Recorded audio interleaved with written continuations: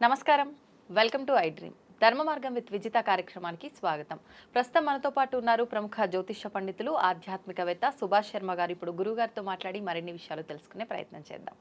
నమస్కారం గురుగారు. శ్రీమాత్రి నమః. మానవులకి ముఖ్యంగా ఉండాల్సింది ఆరోగ్యం, ఐశ్వర్యం. ఈ రెండు ఉంటే ఇంక ఏది అవసరం లేదేమో అనిపిస్తుంది. మనకు కావాల్సిన ప్రతిదీ కూడా డబ్బు ఉందంటే అన్ని మన ముందుకు వచ్చేస్తాయి. అట్లానే డబ్బు లేనిదే బతకలేమా అని అంటే బతకలేము, బతకొచ్చు, అన్ని రకాలుగా మాట్లాడుకోవచ్చు. ప్రతి దానికి డబ్బే అనేటప్పుడు ప్రధానంగా లేదు. కొన్నిటికి డబ్బులు అవసరం ఉంటాయి. డబ్బులు ఎన్ని ఉన్నా కానీ ఆరోగ్యం లేకపోతే డబ్బులు ఉన్న వృధానే. మీరు అన్నట్టుగా వాస్తవం. అయితే ఎంత కష్టపడ్డా అవసరాలకి, నిత్యావసరాలకి సరిపోను కూడా డబ్బులు చేతికి రాకుండా ఇబ్బంది పడి అప్పుల పాలైన వాళ్ళు చాలా మంది కుటుంబాలు ఉన్నారు. అటువంటి వాళ్ళు అంటే ఇంకా బతకలేము అని చెప్పి కుటుంబ సభ్యుల్ని వదిలేసి ఆత్మహత్య చేసుకున్న సందర్భాలు కూడా చాలా చూసాం మనం. నిజంగా అటువంటి వాళ్ళకి ఒక మంచి పరిహారం ఏదైనా తెలియజేస్తే, అది గనక వాళ్ళకు ఉపయోగపడితే ఆ ఇబ్బంది నుంచి బయటపడతారేమో. ఇప్పుడు ఎలాగో మన కొత్త సంవత్సరం రాబోతోంది, వాళ్ళ జీవితంలో అలా ఇబ్బంది పడే వాళ్ళ జీవితంలో ఏదైనా మార్పు వస్తే నిజంగా దానికి మించిన సంతోషం ఇంకొకటి ఉండదు గురుగారు. అలాంటి పరిహారం ఏదైనా ఉందా? తప్పకుండా ఉంటుందేమో. మీరు ఎప్పుడైనా గుర్తుపెట్టుకో, జ్యోతిష్యంలో, సనాతన ధనంలో దీనికి సమాధానం లేదు అన్నటువంటిది జ్యోతిష్యంలో కానీ, మన ధర్మంలో కానీ, శాస్త్రాల్లో కానీ, పురాణాల్లో ఏది ఉండదు. ప్రపంచంలో మీకు ఎక్కడా కూడా సమాధానం దొరకట్లేదు అనుకున్న సందర్భాల్లో మీకు సమాధానం తప్పకుండా దొరుకుతుంది అన్నటువంటిది మన సనాతన ధర్మము, జ్యోతిష శాస్త్రము.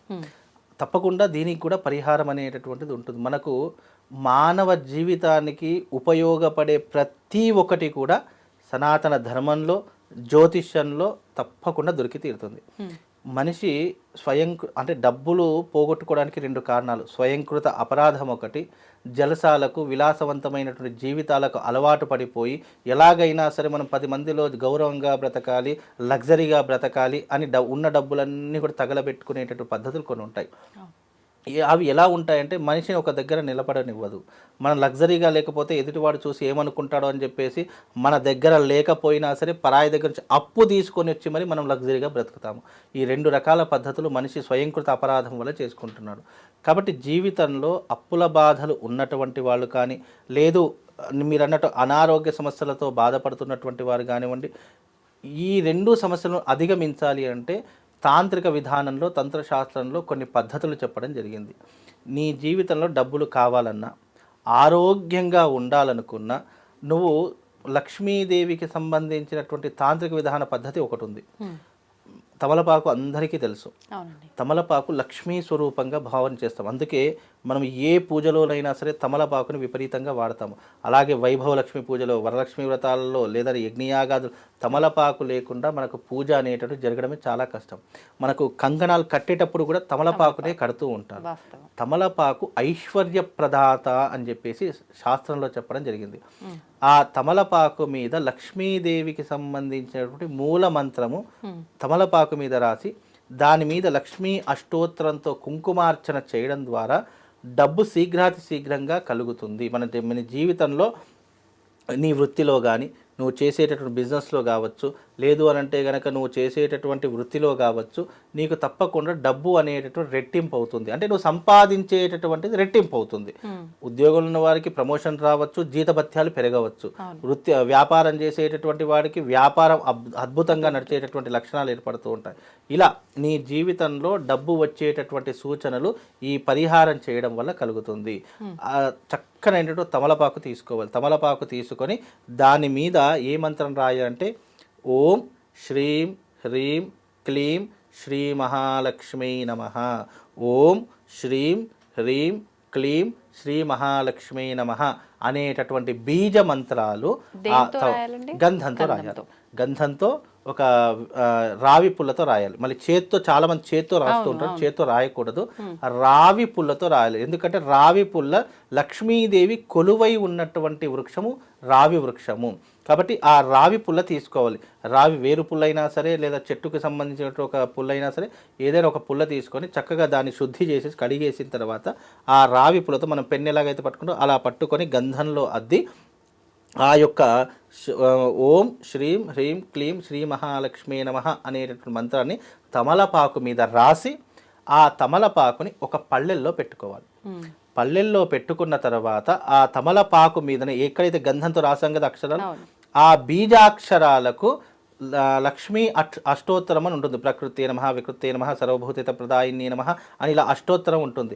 ఆ అష్టోత్తరం చదువుకుంటూ దాని మీద ఈ 3 వేళ్లతో, ఈ 3 గోముఖము అని అంటారు, ఈ 3 వేళ్లతో కుంకుమ వేస్తూ ఉండాలి. అలా అష్టోత్తరం అయ్యేంత వరకు మనస వాచ కర్మణ త్రికరణ శుద్ధితో నువ్వు దానికి కుంకుమార్చన చేస్తున్నంత కాలము నీ జీవితంలో డబ్బుకి కొదవ ఉండదు. నువ్వు చేసుకున్నటువంటి ఇప్పుడు డబ్బులు విపరీతంగా వస్తున్నాయి, సంపాదన పెరుగుతుంది అనుకున్నప్పుడు ఆటోమేటిక్గా అప్పులు తరిగిపోతాయి కదా, ఆర్థిక భారం అనేటిది తగ్గిపోతుంది, మనము ఆ డబ్బులు దాచుకోవడానికి మార్గంగా దొరుకుతుంది. ఇది ఏదో ఇన్స్టెంట్లో అయ్యేటటువంటిదో, ఇలా చిటికేస్తే అయ్యేటటువంటిదో, ఈరోజు పరిహారం చేస్తాను కదా రేపటి నుంచి నా కష్టాలు పోతాయనో అనేటటువంటి భ్రమలో ఉండకండి. ఇదొక మార్గం, ఒక దిక్సూచి. కాబట్టి ఈ మార్గాన్ని నువ్వు ఒక 21 రోజు, ఒక మండలం రోజులో, లేదా 21 రోజులో, లేదా ఒక 55 రోజులో, ఇలా నువ్వు ఒక సంఖ్య అనుకొని ఈ రకమైనటువంటి పద్ధతి ఆచరించు. ఆచరించిన తర్వాత నీ జీవితంలో తప్పకుండా రిజల్ట్ అనేటటువంటిది కనిపిస్తుంది. నీకు బాగా అనిపించిందా, దీన్ని ఇలాగే కంటిన్యూ చేసుకోండి. మీకు ఇక జీవితంలో డబ్బుకి కొరత ఉండదు. డబ్బు బాగా ఉంది అంటే ఆరోగ్యం కూడా చాలా సహకరిస్తుంది. 100కి 99 రోగాలు డబ్బు లేదు అనేటువంటి మదనతో మనకు వచ్చేస్తూ ఉంటాయి. బీపీలు, షుగర్లు, కోపాలు, ఆవేశాలు, ఇంట్లో గొడవలు, స్ట్రెస్. జీవితంలో ఈ 99 రోగాలు డబ్బు లేదనే వస్తాయండి. మీరు ఎప్పుడైనా గమనించండి. డబ్బు లేకపోతే, సమయానికి మన డబ్బు అందకపోతే బీపీ పెరిగిపోతుంది, లోపల షుగర్ వచ్చేస్తూ ఉంటుంది, మన మైండ్ మీద కంట్రోల్ ఉండదు, ఆలోచనలు విపరీతంగా వచ్చేస్తూ ఉంటాయి, ఏది జరగదు. అబ్బా ఈరోజు నాకు డబ్బులు వీనికి ఇచ్చేది ఉంది, వీనికి ఇచ్చేస్తే అది అయిపోతుంది అంటే మనిషిని ప్రశాంతంగా కూడా ఉండని. కాబట్టి డబ్బులు ఉన్నాయంటే నీ ఆరోగ్యం నీ చేతిలోనే ఉంటుంది, ఇబ్బంది ఏమీ ఉండదు. 100కి 99 రోగాలు ఆరోగ్యంతోనే, ఈ డబ్బుతోనే ముడిపడి ఉన్నాయి. కాబట్టి డబ్బు నీకు సమృద్ధిగా ఉందన్నప్పుడు నీ మనసు ప్రశాంతంగా ఉంటుంది, నీ ఆలోచనలు బాగుంటాయి. అలాగే నువ్వు ఈ రకమైనటువంటి పద్ధతి ఆలోచిస్తే నీ జీవితంలో నువ్వు చేసుకున్న పనిని చాలా హ్యాపీగా సుఖవంతంగా చేసుకోగలుగుతావు. కాబట్టి నీకు సుఖాన్ని, లగ్జరీని, అదృష్టాన్ని ఇచ్చేది డబ్బు. కాబట్టి ఆ డబ్బు నీకు వచ్చినప్పుడు నీ జీవితం తప్పకుండా అభివృద్ధి పదం వైపు వస్తుంది.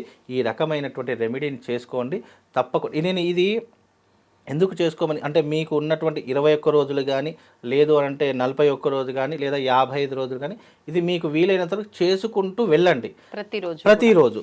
అలా చేసుకుంటూ వెళ్ళారనుకోండి, మీకు ఏమవుతుంది, జీవితంలో మార్పు అనేటటువంటి కనిపిస్తుంది.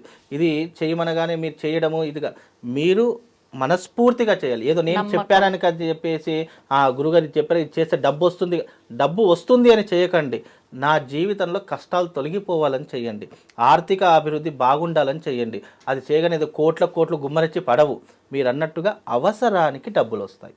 ఇప్పుడు ఈ రోజున నా ఇంట్లో బియ్యం అయిపోయాయి, నా దగ్గర చిల్లిగా అవ్వలేదు, కాబట్టి నేను బియ్యం కొనుక్కోవాలి. ఆ బియ్యం కొనుక్కునేటటువంటి డబ్బులు వచ్చినా నేను సంతోషపడతాను. అలా అంటే మన అవసరానికి తగినటువంటి డబ్బులు వస్తే నీ జీవితంలో అది సంతృప్తిగా భావించు. అంతేగాని ఇది చేసి ఇక డబ్బులు వచ్చేస్తున్నాయి అని చెప్పేసి విపరీతంగా చేసుకోవడం కాదు. ఇది ఏంటంటే నీ జీవితానికి ఆకలి చావులు లేకుండా, నీ జీవితంలో అప్పు అనేటటువంటిది లేకుండా, నీ జీవితంలో డబ్బు కొరత అనేటటువంటి లేకుండా నీ జీవితాన్ని ఆ లక్ష్మీదేవి ఉన్న ఫలంగా అదృష్టవంతంగా మార్చేస్తుంది. జీవితంలో ప్రపంచంలో కోటీశ్వరుడు ఎవరు, అపర కుబేరుడు ఎవరు అంటే రూపాయి అప్పు లేనటువంటి వాడు. వాడికి మించినటువంటి కోటీశ్వరుడు ప్రపంచంలో ఎవ్వడూ లేడు. కాబట్టి అప్పు లేనటువంటి వాడు పరమాత్ముడితో సమానమని శాస్త్రం చెప్పింది. కాబట్టి నీ జీవితంలో ఒక రూపాయి అప్పున్నా నువ్వు అప్పుల వాడివే అవుతావు. కాబట్టి నువ్వు జీవితంలో అప్పు లేనటువంటి వాడు, ఇంట్లో తినడానికి తిండి ఉన్నటువంటి వాడు అపర కుబేరుడు అని శాస్త్రంలో చెప్పడం జరిగింది. కాబట్టి నువ్వు ఈ రకంగా చేసుకుంటే నీ జీవితంలో ఒక రూపాయి అప్పు ఉండదు, నువ్వు తినడానికి తిండి ఉంటుంది, చేసుకోవడానికి వృత్తి ఉంటుంది, చేసుకోవడానికి పని ఉంటుంది. లక్ష్మీదేవి ఎందుకు ధనం ఇవ్వదో తెలుసా అండి? ధనంతో అహంకారం పెరిగిపోతుంది. మీరు ఎప్పుడైనా గమనించండి, మనము పేదరికంలో ఉన్నప్పుడు ఒక్కసారిగా ధనం వచ్చేసింది అనుకోండి, ఆటోమేటిక్గా అహంకారం పెరిగిపోతుంది, మాట తీరు ప్రవర్తన చేంజ్ అవుతుంది, ఆలోచనలు చేంజ్ అయిపోతుంటాయి. ఇక వాడి దగ్గర మనం ఫోజులు కొట్టడం స్టార్ట్ అవుతుంది. ఇక మనకేం తక్కువ అని చెప్పేసి మనం విర్రవీగడం ప్రారంభం చేస్తాము, ఎదుటి వాళ్ళని తక్కువ చేసి మాట్లాడుతూ ఉంటాము, ఇక మనమే గొప్ప అని చెప్పి విర్రవీగుతూ ఉంటాము. కాబట్టి లక్ష్మీదేవి అనేటటువంటి తల్లి ఎవరికి ఎంత ఇవ్వాలో అందుకే అంతే ఇస్తుంది. ఎప్పుడైనా గుర్తుపెట్టుకోండి, ప్రపంచంలో లక్ష్మీదేవి అందరికీ డబ్బులు ఇవ్వాలని ఉంటుంది. అందరికీ డబ్బులు ఇచ్చారనుకోండి, కష్టపడేది ఎవరు? కష్టం యొక్క తత్వం తెలుసుకునేది ఎవరు? అందుకే లక్ష్మీదేవి అందరికీ అన్నీ ఇవ్వదు. నీ జీవితంలో కష్టము, నష్టము, బాధ, దుఃఖం అన్నీ అనుభవించిన తర్వాత అప్పుడు డబ్బు యొక్క విలువ తెలుసుకునేలా నీకు ఎంతో కొంతవరకు నీకు ఆ లక్ష్మీదేవి అండగా ఉంటుంది. ఆ లక్ష్మీదేవి అండగా ఉండడానికే ఇప్పుడు నేను చెప్పినటువంటి పరిహారం ఇది చేసుకుంటూ చూడండి, తప్పకుండా మీ జీవితం మార్పు అవుతుంది. చక్కటి పరిహారం తెలియజేశారు గురుగారు. ధన్యవాదాలు. శ్రీమాన్.